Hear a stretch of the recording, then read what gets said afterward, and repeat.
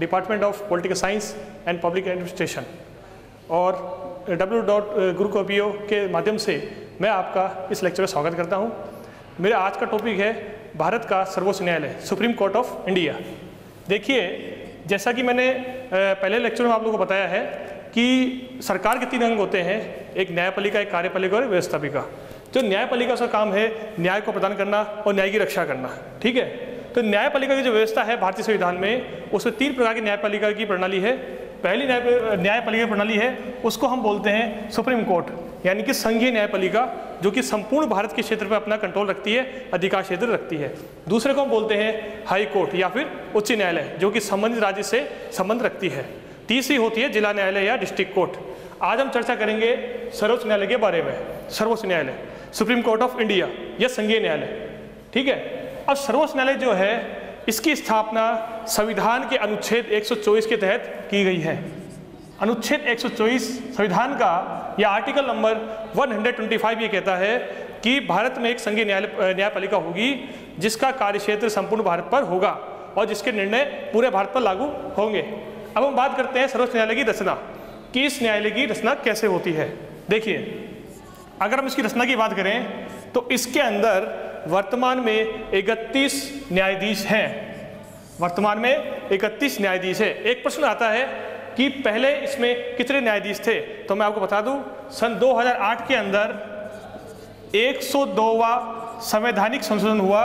उसके तहत न्यायाधीशों की संख्या 26 से बढ़ाकर 31 कर दी गई। तो वर्तमान में हमारे देश के सर्वोच्च न्यायालय के न्यायाधीशों की संख्या है 31। अब इनमें 31 में से भी एक जो है वो है चीफ जस्टिस, यानी कि मुख्य न्यायाधीश, और 30 है अन्य न्यायाधीश। इसमें न्यायाधीश बनने के लिए उच्च न्यायालय का न्यायाधीश होना आवश्यक है, जिसको कि कम से कम 10 वर्ष का अनुभव होना चाहिए और जो इसको कि विधि का बहुत ज़्यादा ज्ञान होना चाहिए, विधि यानी कि कानून का ज्ञान होना चाहिए। दूसरी बात, जो सर्वोच्च न्यायालय है, इसकी हम अगर अब हम चर्चा करते हैं सर्वोच्च न्यायालय के कार्य या अधिकार क्षेत्र की, कि सर्वोच्च न्यायालय का क्या कार्य है और इसका क्या अधिकार क्षेत्र है। सर्वोच्च न्यायालय का जो कार्य है या अधिकार क्षेत्र है, हम उसकी अब चर्चा करते हैं। देखिए, अधिकार क्षेत्र या शक्तियां, सर्वोच्च न्यायालय की शक्तियां क्या है या अधिकार क्षेत्र क्या है? The power of supreme court of India. तो पहली शक्ति जो है वो सर्वोच्च न्यायालय की ये है, उसे हम बोलते हैं प्रारंभिक क्षेत्राधिकार की शक्ति। प्रारंभिक क्षेत्राधिकार की शक्ति, क्या मतलब है इसका? इसका तात्पर्य यह है कि यह तो शक्ति है केवल संघीय न्यायपालिका या सुप्रीम कोर्ट को ही प्राप्त है। इसके अंतर्गत यह देखा जाता है कि इसके अंतर्गत उन विवादों को सुलझाया जाता है, जैसे कि पहला विवाद केंद्र या राज्य के बीच का विवाद हो, जैसे कि मान लीजिए कि पंजाब राज्य है और केंद्र सरकार है, इनके बीच का कोई विवाद हो, कोई कंट्रोवर्सी हो, तो उसका निर्णय कौन करेगा? सुप्रीम कोर्ट ही करेगा। दूसरा है इसके अंदर कि 2 राज्य हों, जैसे कि मान लीजिए राजस्थान और यूपी के बीच का विवाद हो, या वर्तमान में जैसे कावेरी जल विवाद है, कर्नाटक है, तमिलनाडु है, इनके बीच में। तीसरा है इसके अंदर कि 2 राज्य हों एक तरफ और वर्ष दूसरी तरफ हो केंद्र सरकार, यानी कि एक तरफ तो राज्य सरकार हो, 2 राज्य सरकारें हो और एक तरफ केंद्र सरकार हो, जैसे कि यूपी और राजस्थान हो एक तरफ और एक तरफ केंद्र सरकार हो। तो ये विवाद है। तो इन विवादों का सुलझाना केवल सुप्रीम कोर्ट ही करेगा। इसको हम बोलते हैं सुप्रीम कोर्ट का प्रारंभिक क्षेत्राधिकार, या फिर इसको हम बोलते हैं एकमेव। एकमेव मतलब कि केवल सुप्रीम कोर्ट का ही अधिकार, ठीक है। तो ये है इसका प्रारंभिक क्षेत्राधिकार या पहला अधिकार। अब हम चर्चा करते हैं इसके अंदर दूसरे क्षेत्राधिकार की या सुप्रीम कोर्ट की दूसरी शक्ति की हम चर्चा करते हैं इसके अंदर। तो दूसरी शक्ति को बोलते हैं अपीलीय क्षेत्राधिकार। अपीलीय क्षेत्राधिकार मतलब होता है कि जैसे मान लीजिए मैंने आपको बताया था कि राज्यों की जो हाई कोर्ट है या जो जिलों की डिस्ट्रिक्ट कोर्ट्स है, जैसे हमारी डिस्ट्रिक्ट कोर्ट में कोई डिसीजन हुआ, उससे अपीलार्थी खुश नहीं है तो वो जाएगा हाई कोर्ट, हाई कोर्ट से खुश नहीं है तो फिर अंत में जाएगा वो सुप्रीम कोर्ट। तो सबसे आखिरी की अपील जो है वो होती है सुप्रीम कोर्ट के अंदर। यह जो सबसे अंतिम निर्णय जो देता है वो दिया जाता है सर्वोच्च न्यायालय के अंतर्गत। तो इसलिए इसे हम बोलते हैं अपीलीय क्षेत्राधिकार, यानी कि सबसे आखिरी अपील की जाती है सर्वोच्च न्यायालय के अंतर्गत। तो अपीलीय क्षेत्राधिकार में 2 प्रकार के अधिकार आते हैं सुप्रीम कोर्ट के। पहला अधिकार कहलाता है दीवानी अधिकार और दूसरा होता है फौजदारी। दीवानी क्षेत्र का मतलब होता है कि रुपये पैसे, संपत्ति, वसीयत, जायदाद से संबंधित जो भी विवाद है उनका सुलझाना, उनका निर्णय जो है दीवानी विवादों के अंतर्गत किया जाता है। दूसरा है इसके अंदर फौजदारी विवाद। फौजदारी विवाद वो होते हैं जैसे कि चोरी, हत्या, डकैती आदि, उन विवादों का निर्णय जो है वो फौजदारी विवादों के अंतर्गत किया जाता है। तो इसे बोलते हैं हम सुप्रीम कोर्ट का अपीलीय क्षेत्राधिकार, यानी कि सुप्रीम कोर्ट में अपील करने की शक्ति, इसे बोलते हैं सुप्रीम कोर्ट का क्षेत्राधिकार। ठीक है, अब हम बात करते हैं तीसरे अधिकार की। सुप्रीम कोर्ट का तीसरा अधिकार या तीसरी शक्ति क्या है, हम जानने की कोशिश करते हैं इसके अंदर। तो तीसरी शक्ति है सुप्रीम कोर्ट की, उसे बोलते हैं कानूनी परामर्श की शक्ति। कानूनी परामर्श की शक्ति, लीगल एडवाइस, कानूनी परामर्श की शक्ति।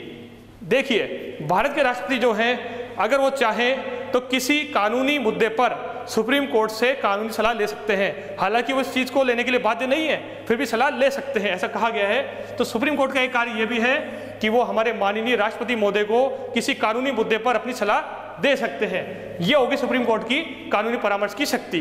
अब हम बात करते हैं चौथी शक्ति की, जिसे बोलते हैं हम अभिलेखीय न्यायालय। अभिलेखीय न्यायालय, अभिलेखीय न्यायालय यानी कि रिकॉर्ड रखना। देखिए, कई बार क्या होता है कि सुप्रीम कोर्ट में कुछ ऐसे निर्णय होते हैं जिनके बारे में ये देखा जाता है कि अलग तरह के निर्णय हुए, तो वो जो निर्णय हैं वो भविष्य में छोटे न्यायालयों के लिए एक प्रेरणा स्रोत बन जाते हैं। जैसे मान लीजिए कि सुप्रीम कोर्ट ऑफ इंडिया ने कोई डिसीजन दिया, तो वो डिसीजन देने के बाद में वो लगा हाई कोर्ट का अच्छा, तो हाई कोर्ट उस डिसीजन को मान सकती है। इसलिए सुप्रीम कोर्ट में क्या किया जाता है, जब कोई भी एक विशिष्ट निर्णय दिया जाता है तो उसे अभिलेख के रूप में, यानी रिकॉर्ड के रूप में रख लिया जाता है। अभिलेख को अंग्रेजी बोलते हैं रिकॉर्ड रख लिया जाता है, जिससे कि आगे छोटे जो उच्च न्यायालय हैं या जिला न्यायालय, उनके डिसीजन में ये काम आए। अब हम बात करते हैं सुप्रीम कोर्ट की पांचवी शक्ति की, जिसे हम बोलते हैं हम प्रशासनिक शक्तियां। सुप्रीम कोर्ट की प्रशासनिक शक्तियां। प्रशासनिक शक्तियां क्या होती है? देखिए, सुप्रीम कोर्ट के अंदर कई सारे कर्मचारी होते हैं, जैसे कि आपके क्लर्क्स हो गए, चपरासी हो गए, या जैसे कि मुंसिफ हो गए। ये सब के सब मिलकर के वहाँ प्रशासनिक कार्य करते हैं। तो इन सबको तनख्वाह देना, इनकी नियुक्ति करना, इनका एग्जाम लेना, इनका सदस्य करना, इनकी पेंशन की व्यवस्था करना, ये सारे काम जो हैं इसे बोलते हैं प्रशासनिक अधिकार। ठीक है, अब हम चर्चा करते हैं मुख्य अधिकार जो है सुप्रीम कोर्ट का, उसकी जो मुख्य रूप से सुप्रीम कोर्ट की शक्ति है उसकी हम बात करते हैं। जो मुख्य शक्ति है वो है संविधान की रक्षा करना या मूल अधिकारों की रक्षा करना। मूल अधिकारों का रक्षक। मूल अधिकारों का रक्षक क्या मतलब है इसका? देखिए, हम सब जानते हैं कि हमारे संविधान में जो मौलिक अधिकार हैं वो सभी नागरिकों को प्रदान किए गए हैं। तो अनुच्छेद 32 जो है, आर्टिकल नंबर 32 जो है, जिसके बारे में डॉक्टर अम्बेडकर ने भी ये कहा है कि ये जो आर्टिकल, ये जो अनुच्छेद है, इसके माध्यम से ही प्रत्येक नागरिक के मौलिक अधिकारों की सुरक्षा हो सकती है। जो ये अनुच्छेद 32 है उसके माध्यम से ही सुप्रीम कोर्ट जो है आम नागरिक के मौलिक अधिकारों की सुरक्षा कर सकता है। जैसे कि मैंने आपको बताया, इसके अंतर्गत जो मूल अधिकारों का रक्षक है, इसके अंदर कौन कौन सी बातें होती है।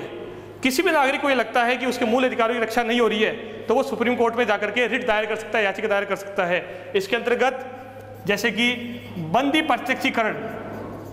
प्रत्यक्षीकरण की शक्ति है। क्या मतलब है इसका सीधा सा मतलब ये है कि यदि कोई व्यक्ति घर पे हो अपने और उसको पुलिस बिना बताए जेल में ले जाए, तो 24 घंटे के बाद उस व्यक्ति को मजिस्ट्रेट के सामने प्रस्तुत करना पड़ता है कि उस व्यक्ति ने वास्तव में गुनाह किया है नहीं किया। अगर गुनाह नहीं किया तो फिर इस व्यक्ति को मुक्त करना पड़ेगा। इसलिए इसको बोलते हैं बंदी प्रत्यक्षीकरण की शक्ति।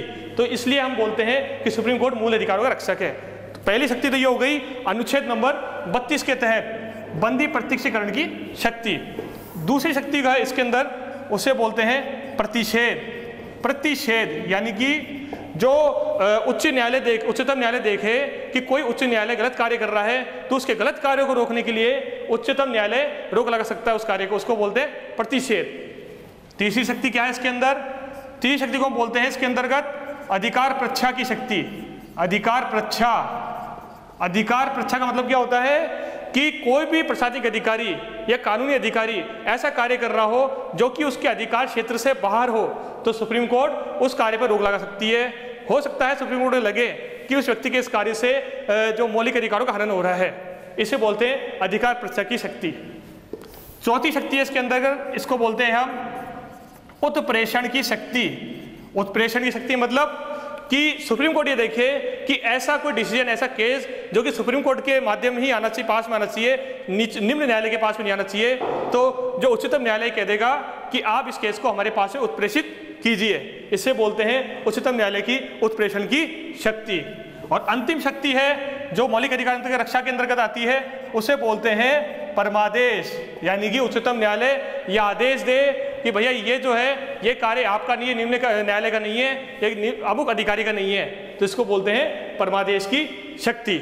ठीक है, तो ये जो सर्वोच्च न्यायालय हमारा, इसको हम एक बात बता दूं आपको मैं कि सर्वोच्च न्यायालय का जो मुख्यालय है वो नई दिल्ली में स्थित है, नई दिल्ली में स्थित है। सर्वोच्च न्यायालय का हेडक्वार्टर है जो नई दिल्ली में स्थित है, लेकिन इसमें कंडीशन, इसमें अपवाद है कि यदि सुप्रीम कोर्ट के जज चाहें तो इससे जो हेडक्वार्टर को कहीं भारत में और भी ले जा सकते हैं, लेकिन किन्हीं विशिष्ट परिस्थितियों में। ठीक है, इसके अलावा सुप्रीम कोर्ट की एक अंतिम शक्ति और है जो आखिरी शक्ति, अति महत्वपूर्ण शक्ति है, जिसे हम बोलते हैं जुडिशियल एक्टिविज्म या न्यायिक पुनरावलोकन की शक्ति। पुनरावलोकन की शक्ति, न्यायिक पुनरावलोकन शक्ति क्या होती है? न्यायिक पुनरावलोकन शक्ति का मतलब ये होता है कि यदि सुप्रीम कोर्ट ये देखे कि संसद ने जो ऐसा कोई कानून बना दिया हो जो कि संविधान की धाराओं के विपरीत हो, तो उसे सुप्रीम कोर्ट अवैध घोषित कर सकता है।